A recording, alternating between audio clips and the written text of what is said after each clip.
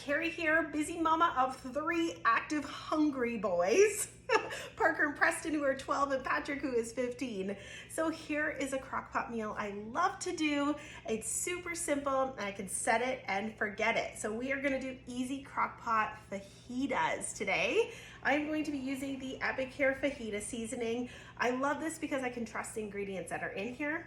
It's a lot more cost effective. At about $9 a jar, I'm gonna get probably about 10 to 12 meals out of here, versus some of these yellow packages, you're paying like as much as $2 per pack. So if I was to try to do 10 meals, that's like $20. I also love that I can trust the ingredients in here. There's no weird ingredients that I can't pronounce like that are in here. And let's talk about sodium, guys. I'm gonna be using 2 tablespoons of our fajita seasoning here, which equals about 72 milligrams of sodium. If I was to use this whole single package, and I know these come in like taco, fajita, but let's just take an average package here. We're looking at 1,980 milligrams. 72, 1,980. Oh my gosh. Okay, so let's get started. So first what I'm gonna do is gonna cut up some onions. Okay, here I'm using our Epic Here mandolin with the 3.5 millimeter setting. This is such an amazing little workhorse. It is fast, it is effective, it is super safe to use. All right, I'm gonna slice up some peppers and slice up my chicken. So once I got that all done here, I'm just gonna layer it into my crock pot here. So I'm gonna layer the chicken in the bottom. And what I love about this is our recipe says about 1.5 pounds. You can do as little or as much as you want based on your family. So if you wanna do extra chicken breast, you can. You can even swap this out for some nice slices of steak. All right, so we layered our chicken in here. Now we're gonna layer all of our veggies. So I've got sliced up onions and peppers. I'm gonna layer over top. Now we're gonna add our delicious seasoning. So again, what I love is you can add as little or as much of the seasoning depending on your family's taste profile. I find about 2 tablespoons is perfect amount of flavor seasoning. Doesn't have a lot of heat to it, which I like for my kids.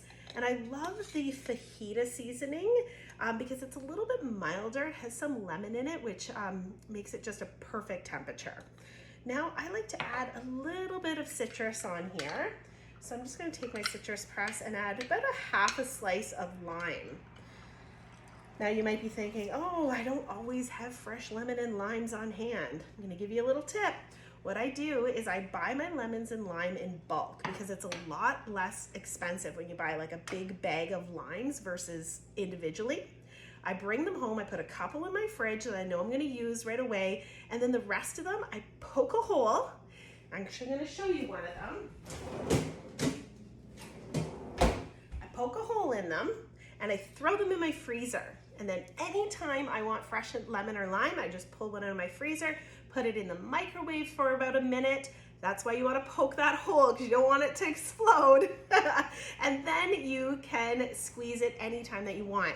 I also find when you freeze lemon or limes and then you go to juice them, you get even more juice than if they were fresh, because when they freeze, it almost breaks down all the little walls in there and you can like squeeze everything out. So there's a little hack to always have fresh lemon and lime on hand, because I don't know about you, but you definitely elevate your flavors when you're using fresh lemon versus that lemon or lime that comes from like a bottle. The flavors from an actual lemon or lime are just, oh my gosh, just takes it to the next level. All right, so squeeze that on, and then I'm just gonna toss this all up. Get those seasonings evenly coated all over your chicken, your veggies. Again, like I said, you could use steak. And now I'm just going to set it and forget it. I'm gonna put it in your slow cooker on high for 4 hours or on low for 6 hours.